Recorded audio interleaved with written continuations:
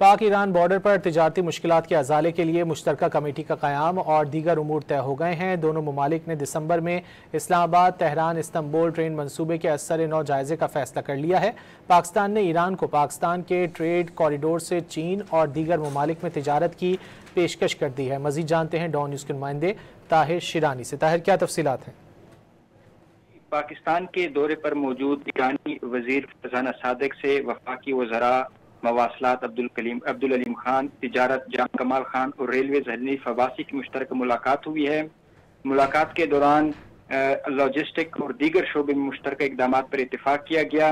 वजारत मवासलात की जानिब से जारी एलामिया के मुताबिक दिसंबर में इस्लामाबाद तेहरान इस्तंबुल ट्रेन मनसूबे का सरनौ जायजा लेने का फैसला किया गया है। ईरान को पाकिस्तान की जानिब से ट्रेड कॉरिडोर से चीन और दीगर ममालिक में तिजारत की पेशकश की गई।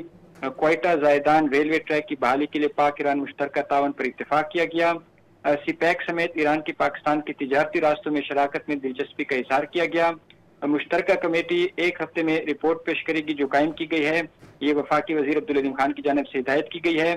वफाकी वजीर मवासलात ने ईरान से आने वाले तिजारती ट्रकों की जल्द क्लियरेंस की हिदायत भी की है। ईरानी वजीर फरजाना सादिक का वफाकी वजीर अब्दुल अलीम खान के मुतारिक किरदार को खराज तहसीन पेश किया। वजीर रेलवे हनीफ अब्बासी ने ईरान से सितंबर में तय पा जाने वाले मुआहदे पर तेजी से अमल दरामद की तजवीज़ दी और ईरानी वजीर का चाबहार और गवादर पोर्ट से बहरी अमूर में तावन बढ़ाने पर जोर दिया गया। वजीर तिजारत ने ईरान से तिजारत $10 अरब तक बढ़ाने में इज़हार दिलचस्पी जाहिर की और ईरानी वजीर फरजाना सादिक की वफाकी वजीर मवासलात अब्दुल अलीम खान को दोबारा दौरे ईरान की दावत भी दी गई। बहुत शुक्रिया ताहिर शिरानी इन तफसीलात के लिए।